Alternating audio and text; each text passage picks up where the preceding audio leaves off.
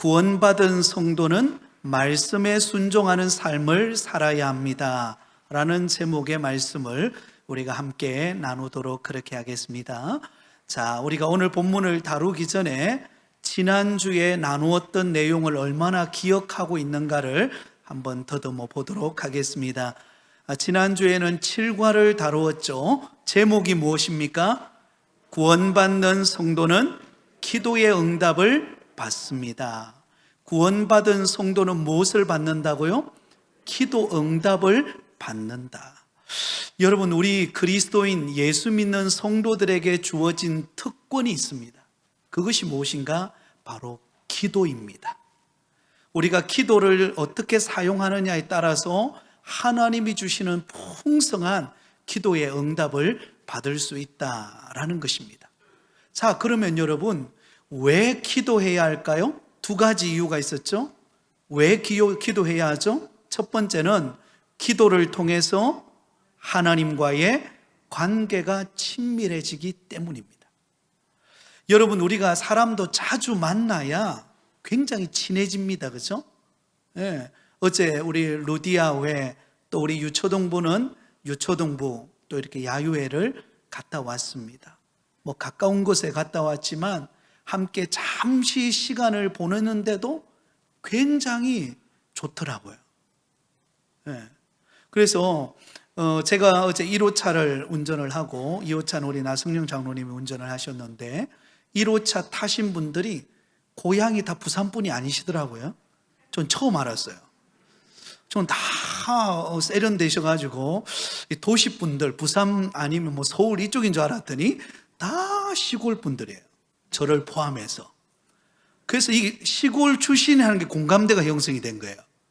그래서 막 뭐 옛날 이야기하면서 이렇게 차를 타고 가는데 굉장히 그 소박한 이야기지만 그 안에서 서로를 알아가는 그런 짧은 시간인데도 뭔가 모르게 더 가까워지는 그런 느낌을 받았습니다. 여러분, 우리가 기도를 통해서 하나님과 더 깊은 친밀함을 유지하게 됩니다. 여러분, 교회 왔는데 뭔가 좀 어색하다? 뭐가 좀 덜 되고 있을까요? 기도가 덜 되고 있다고 보면 됩니다. 여러분, 기도가 충만하면은요, 교회 문을 열기도 전에 뭔가 마음이 설레요. 그죠? 교회 안에 들어오기만 해도 뭔가 하나님과 친밀한 누림을 경험한다는 것을 느낄 수가 있습니다. 그러므로 여러분, 더욱더 주님과 친밀해지는 기도의 사람이 되시기를 바랍니다. 또한 두 번째로는 기도를 통해 무엇을 알게 되죠? 하나님의 뜻을 알게 되고 그 뜻을 이루게 됩니다.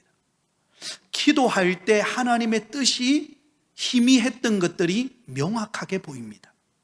그리고 그 하나님의 뜻대로 우리가 살아갈 수 있도록 만들어주는 것입니다. 그러므로 우리는 기도가 중요하다라는 것입니다. 그러면 언제 기도해야 될까요? 언제 기도해야 되죠? 항상 기도하라. 한번 따라하겠습니다. 항상 기도하라. 네, 항상 기도하시기 바랍니다.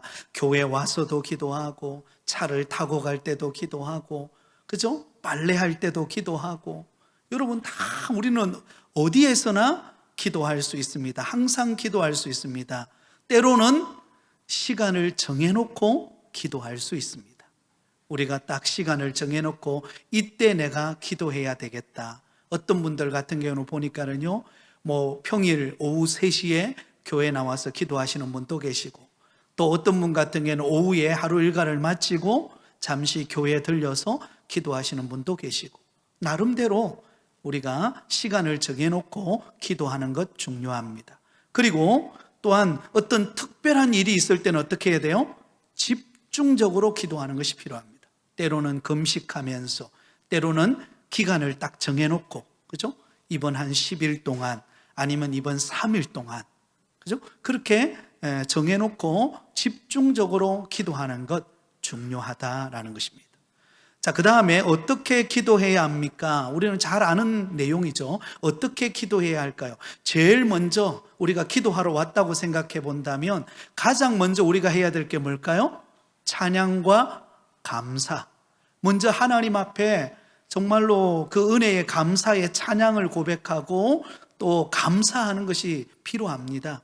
여러분, 개인의 기도 제목이 긴박해서 그 부분을 놓고 기도해야 하지만, 그러나 먼저 우리가 하나님 앞에 찬양하고 감사할 때 그 감사가 풍성한 만큼 우리의 기도가 깊어집니다.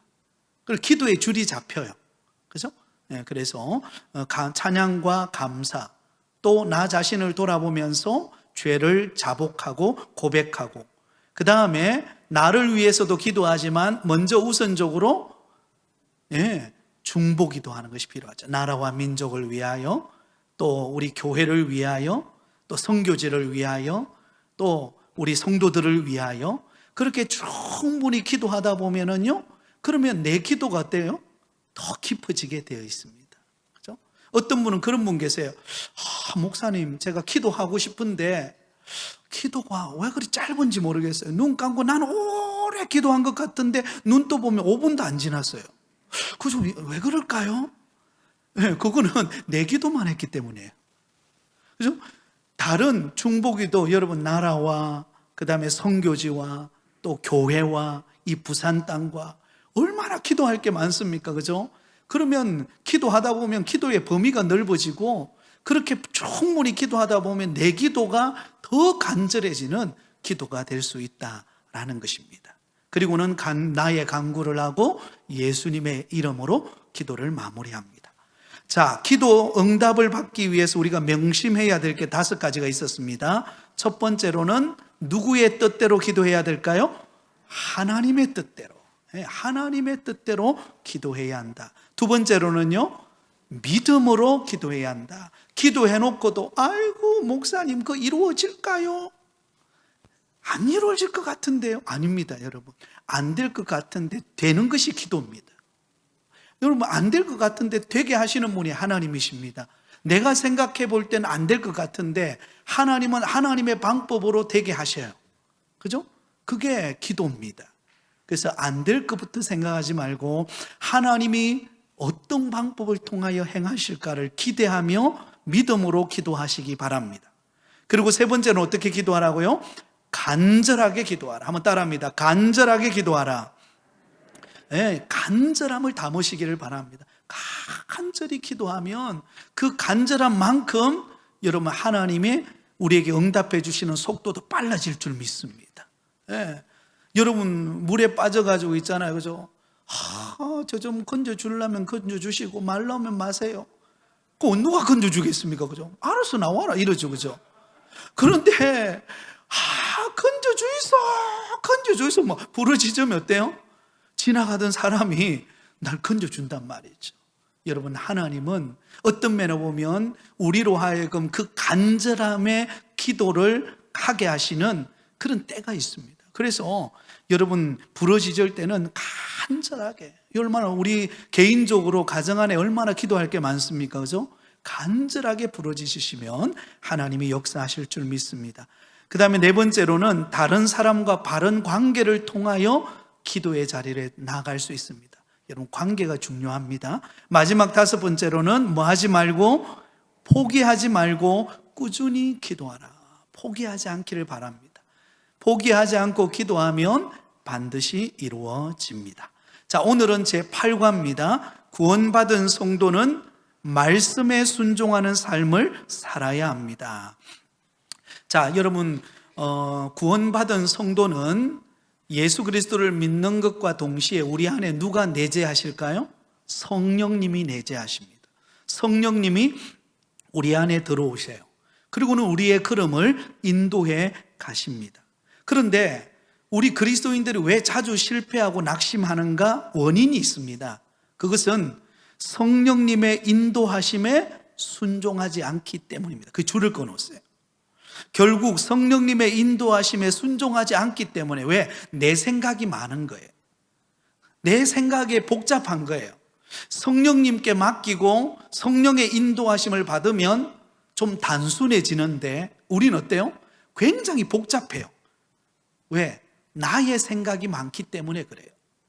내가 경험한 것, 내가 알고 있는 지식, 또 내가 환경을 볼 때에 이거 지금 상황은 이럴 것 같다라고 예측하는 나의 생각이 많은 거예요. 여러분, 나의 생각이 많으면 어떨까요? 머리가 복잡해지고 머리가 찌긋찌긋해지면서 뭔가 그죠? 의욕이 이루어집니다.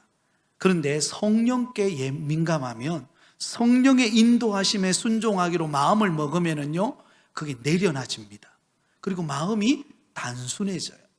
그러면서 성령의 인도함을 받게 됩니다. 그러므로 신앙생활의 핵심은 하나님의 말씀에 순종하는 것입니다. 거기 줄을 끊으세요. 신앙생활의 핵심은 무엇이라고요? 하나님의 말씀에 순종하는 것이다. 여러분, 이스라엘 백성들이 가나안 땅에 들어가자마자 제일 먼저, 요단강을 딱 건너자마자 제일 먼저 그들의 눈앞에 보이는 게 무엇이었습니까? 여리고성이었습니다.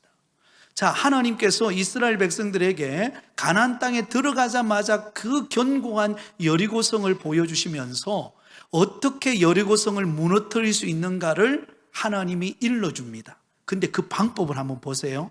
참 이해되지 않는 방법이에요.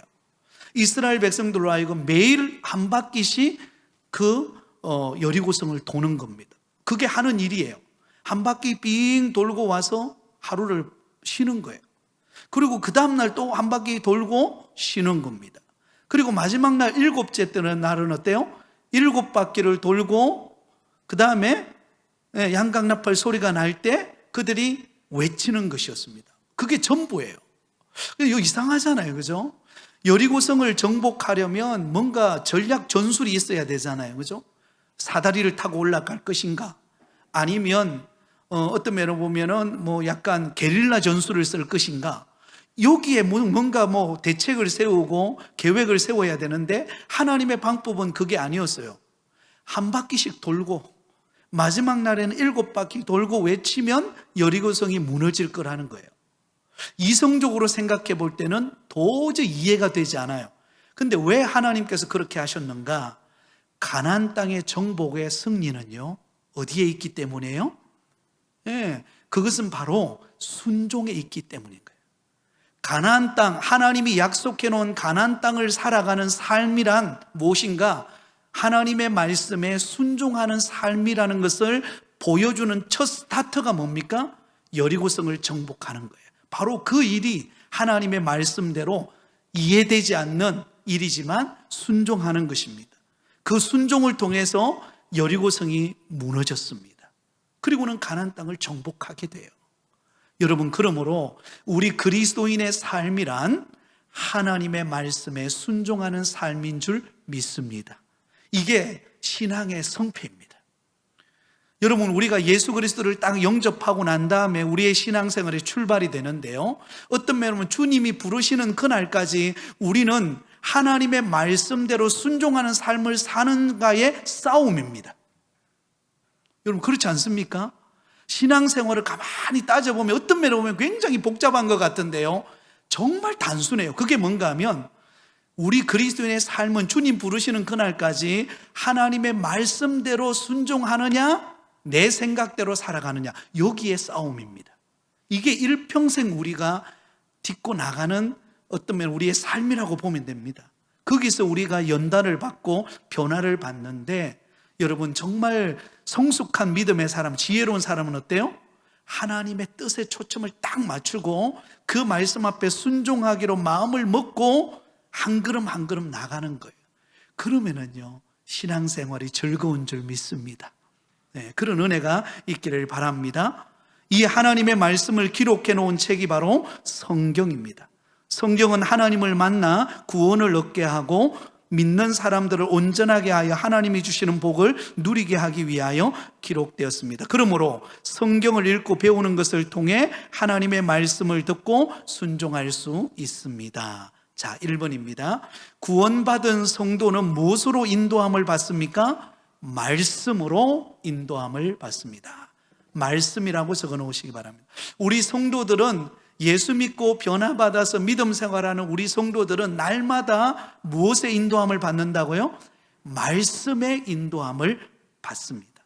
말씀, 우리에게 주어진 성경 66권을 말합니다. 자, 구원받은 성도는 예수님의 말씀을 듣고 인도함을 받습니다. 여러분, 하나님은 우리에게 말씀하시는 분이십니다. 그런데 무엇을 통하여 말씀하시는가? 하나님이 우리에게 주신 바로 특별 계시인 하나님의 말씀을 통해서 우리에게 말씀하시는 것입니다. 자, 요한복음 10장 27절을 같이 읽습니다. 내 양은 내 음성을 들으며 나는 그들을 알며 그들은 나를 따르느니라. 그래서 여러분, 하나님의 음성을 어떻게 들을 수 있을까? 어떤 사람은 뭔가 신비한 걸 생각하는 사람이 많아요. 밤에 뭔가 이렇게 하얀 소복을 입고 나타나서 그래 잘 지냈니 이러면서 나에게 다가와가지고 신비한 거 이렇게 건네주면서 이렇게 뭔가 신비감으로 내게 음성을 들려주는 것처럼 착각할 수 있어요. 아니에요. 하나님은 이미 우리에게 말씀하신 분입니다. 그런데 그 말씀하신 분이 오늘도 우리에게 어떻게 말씀하시는가? 하나님의 약속의 말씀인 성경을 통하여 우리에게 말씀하시는 줄 믿습니다. 그러면 우리가 하나님의 음성을 들으려면 어디로 가야 돼요? 말씀 안으로 들어가야 돼요. 성경을 읽고 그 속에서 내게 말씀하시는 음성을 듣고, 또 주일 같은 경우에는 메시지를 통해서 말씀을 듣는 것을 통하여 하나님의 음성을 듣게 됩니다. 그 밑에 나오죠. 믿음은 뭐 할 때 생깁니까? 하나님의 말씀을 들을 때. 줄을 끊으세요. 별표 하나 하시기 바랍니다. 믿음은 하나님의 말씀을 들을 때 생깁니다. 가끔씩 저도 이렇게 성도님들을 신방해보고 만나보면 되게 궁금해 하시는 분이 계세요. 목사님, 어떻게 하면 참 지금보다 더 좋은 믿음을 가질 수 있을까요? 어떻게 하면 저 권사님처럼 내가 믿음 생활할 수 있을까요? 내가 어떻게 하면 저 장로님처럼 저는 헌신할 수 있을까요? 이게 대부분 질문이거든요. 그 해답은 어디에 있습니까? 하나님의 말씀에 있습니다. 왜? 믿음은 하나님의 말씀을 들을 때 생기기 때문입니다. 여러분, 이 시간에 우리가 나누는 이 믿음의 기초, 이 말씀을 통해서 어떤 면에 우리가 잘 알고 있는 내용이지만, 그러나 이 말씀을 우리가 들을 때 여러분, 새벽 이슬비가 내리듯이 우리 마음속에 은혜가 내려서 우리의 믿음이 점점 자라가고 있는 줄 믿습니다. 여러분, 그래서 하나님의 말씀을 들을 때 우리의 믿음이 생깁니다. 로마서 10장 17절, 그러므로 믿음은 들음에서 나며 들음은 그리스도의 말씀으로 말미암았느니라. 그러므로 하나님의 말씀은 뭘까요? 영혼의 양식입니다. 그래서 줄을 끊으세요. 하나님의 말씀은 뭐라고요? 영혼의 양식. 기도는 뭐죠?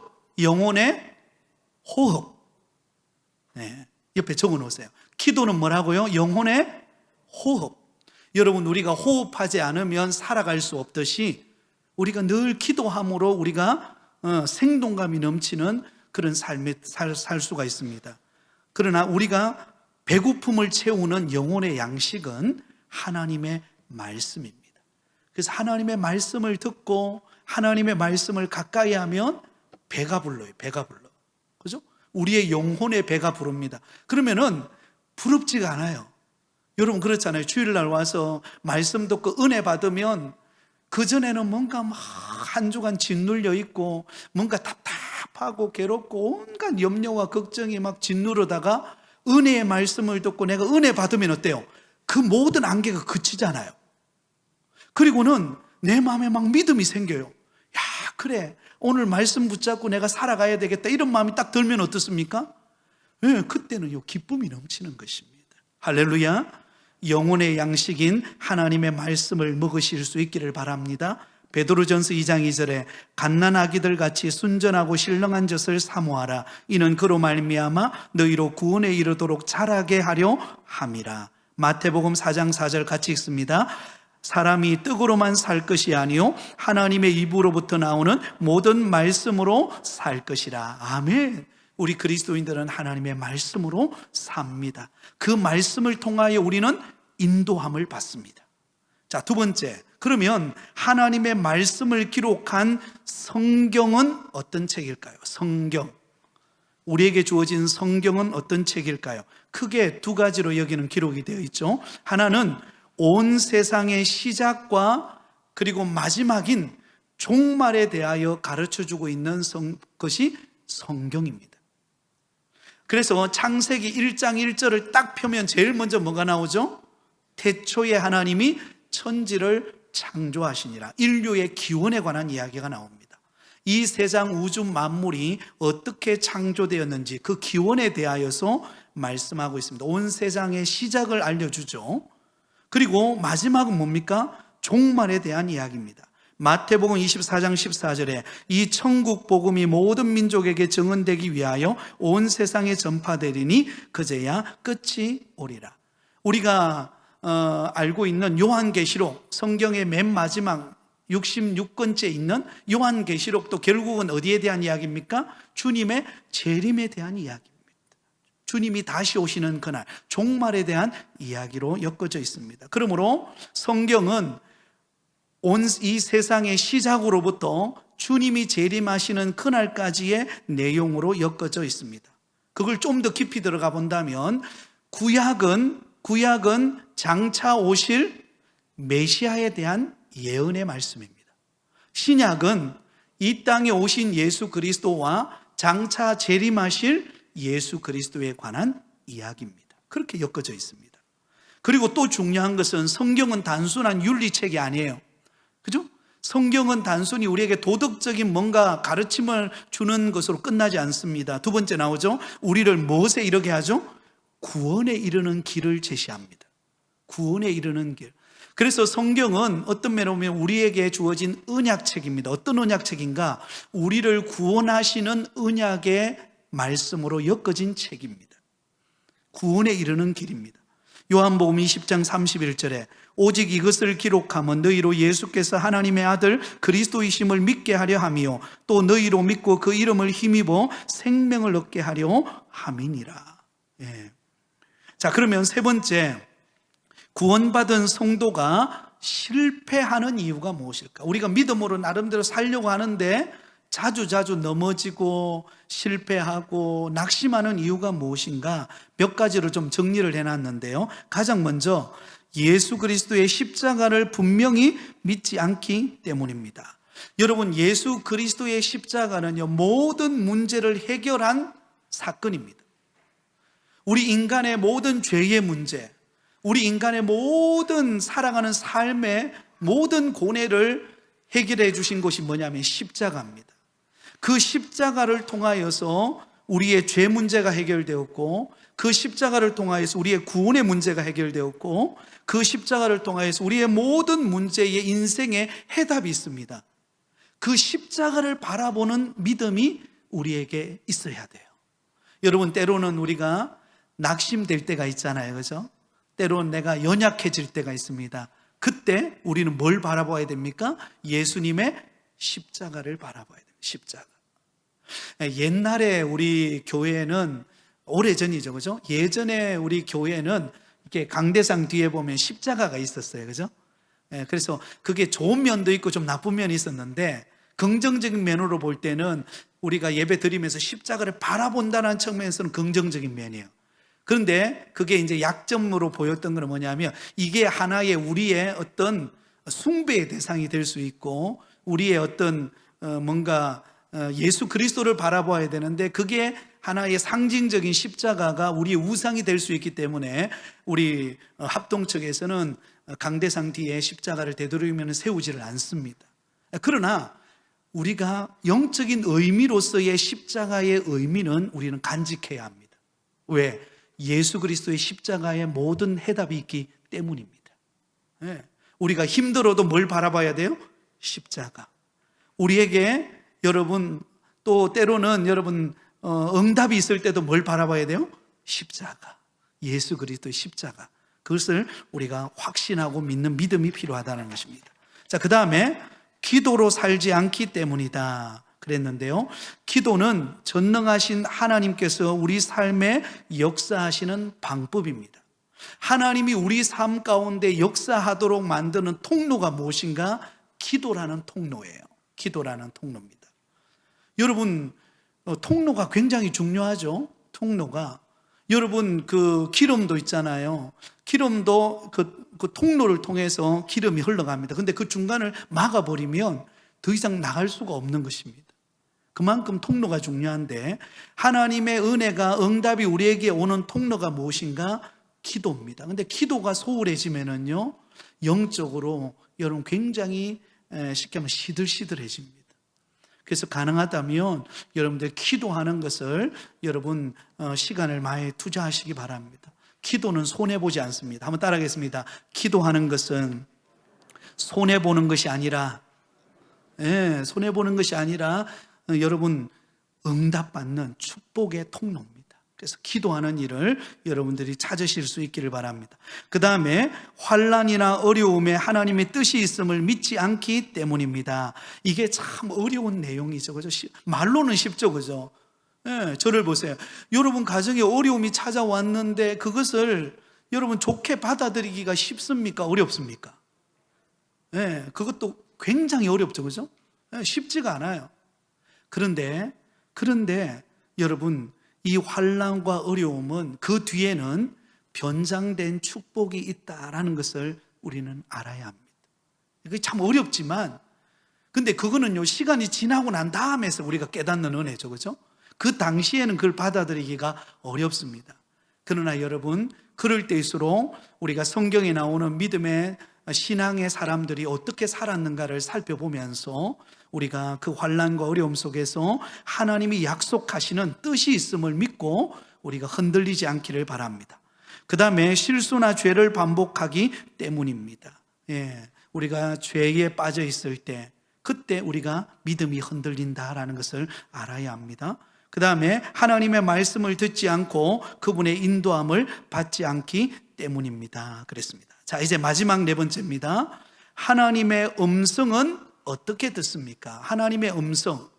여러분, 하나님이 우리에게 들려주시는 음성은 어떻게 들을 수 있는가? 몇 가지로 정리해 놨는데요. 첫 번째는 근본적으로는 누구의 역사로 말씀을 들을 수 있어요? 성령의 역사입니다. 우리 안에 계시는 성령께서 말씀하셔야 됩니다. 그러니까 성령님을 늘 인정하시기를 바랍니다. 그리고 성령님을 의식하기를 바랍니다. 여러분, 예수 믿는 사람들은요, 내 안에 성령님이 함께 계세요. 그래서 성령님이 마치 없는 것처럼 내 혼자 생각하고 내 판단대로 행동하지 말고 성령님께 물어보세요. 성령님, 이런 일이 있는데 어떻게 하면 좋겠습니까? 오늘 이런 만남이 있고 이런 거래가 있는데 하나님 어떻게 하면 좋겠습니까? 그러면 하나님께서 지혜를 주시고 상황의 문을 열어주신다라는 것입니다. 자, 두 번째, 양심을 통하여 책망의 말씀을 하십니다. 여러분, 우리 거듭난 믿음의 성도는 일반적 예수 믿지 않는 사람보다도 민감한 양심을 가지고 있습니다. 예수님을 믿기 전에는 그게 죄가 아니었어요. 그렇게 말하는 게 별로 큰 문제가 되지 않았어요. 근데 예수님을 제대로 만나고 인격적으로 만난 사람은 우리의 양심이 달라집니다. 굉장히 민감한 양심으로 하나님의 말씀 앞에서 민감한 사람으로 바뀌어집니다. 그래서 여러분, 우리의 양심은 하나님이 우리에게 말씀하시는 중요한 통로가 됩니다. 그래서 우리가 양심을 통하여서 책망의 말씀을 우리가 들어야 합니다. 그 다음에 세 번째로는 성경을 통하여 우리가 하나님의 말씀을 듣습니다. 그 다음에 네 번째로는 기도를 통하여 하나님의 말씀을 듣습니다. 여러분, 우리가 답답하고 힘들 때는 기도하는 시간을 꼭 가지시기 바랍니다. 기도하면 하나님이 우리에게 말씀하세요. 그걸 듣게 됩니다. 그 다음에 다섯 번째로는 사람이나 환경을 통하여서도 말씀하십니다. 그리고 여섯 번째로는 하나님의 음성을 잘 들으려면 그분과 친밀한 관계를 유지해야 합니다. 여러분, 하나님과 늘 친밀하게 만나고 교제하시기 바랍니다. 그러면 하나님이 우리에게 말씀하십니다. 그리고 일번째로는 목회자의 영적 지도와 분별을 받아야 합니다. 그렇습니다. 여러분, 목회자에게 때로는 여러분 기도 부탁도 하시기 바랍니다. 때로는 어떤 이런 중대한 결정들이 있을 때, 그럴 때에 미리 저희들한테 이야기해 주시면 우리는 듣고 그냥 한 귀를 안 올리거든요. 흔들려 보내지 않습니다.